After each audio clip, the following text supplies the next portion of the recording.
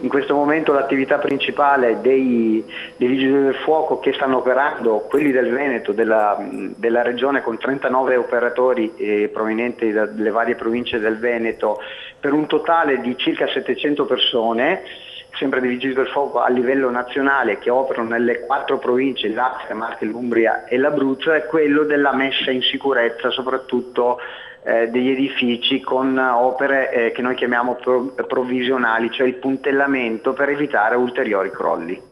Lei che è lì sul posto, è stato lì in questo mese varie volte, di che cosa hanno bisogno le persone, al di là di quello che sembra praticamente ovvio? Qual è lo stato d'animo? Quali sono le reali necessità?